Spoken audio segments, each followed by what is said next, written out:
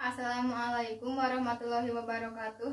Saya Jaskia Faridah Farha, kelas 79 NTSN 1 Tasikmalaya, akan menjelaskan materi tentang Kesultanan Demak. Kesultanan Demak didirikan sekitar abad ke-15 oleh Raden Patah sebagai keturunan raja terakhir dari kerajaan Majapahit, yaitu Raja Brawijaya V.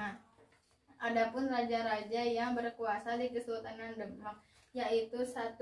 Raden Patah. Raden Patah berkuasa dari tahun 1478 sampai 1504 Masehi. Dan yang kedua Sultan Trenggana. Sultan Trenggana berkuasa pada tahun 1505 sampai 1518. Yang ketiga Pati Unus. Pati Unus berkuasa pada tahun 1518 sampai 1521. Setelah Pati Unus, kekuasaan kembali ke tangan Sultan Trenggana, yaitu dari tahun 1521 sampai tahun 1546. Letak geografis Kesultanan Demak. Kesultanan Demak terletak di wilayah Demak, Jawa Tengah, terletak pada koordinat 6 derajat sampai 7 derajat lintang selatan dan 110 derajat bujur timur. Sistem pemerintahan. Kesultanan Demak menggunakan sistem pemerintahan teokrasi, yaitu sistem politik yang dalam praktik pemerintahan berpegang pada kedaulatan Tuhan. Wilayah kekuasaan Kesultanan Demak terbagi dua, yang pertama Panjalu dan yang kedua Janggala.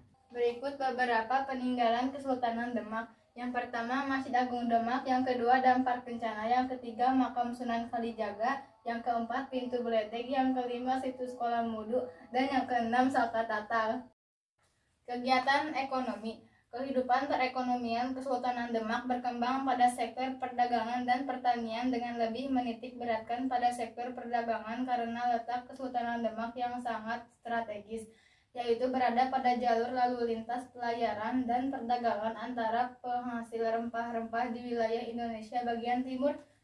Komoditas utama kegiatan ekonominya adalah hasil pertanian, khususnya beras. Selain beras ada juga madu, lilin, gula, kelapa, dan palawija yang menjadi hasil utama kerajaan Demak.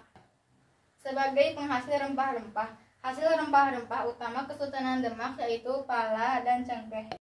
Kerajaan maritim. Kesultanan Demak termasuk kerajaan maritim karena perekonomiannya menitik beratkan pada sektor pertanian dan perdagangan.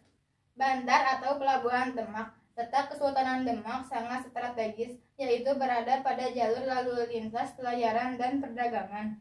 Dalam kegiatan perdagangan, Demak berperan sebagai penghubung antara daerah penghasil rempah-rempah di Indonesia bagian timur dan bagian barat.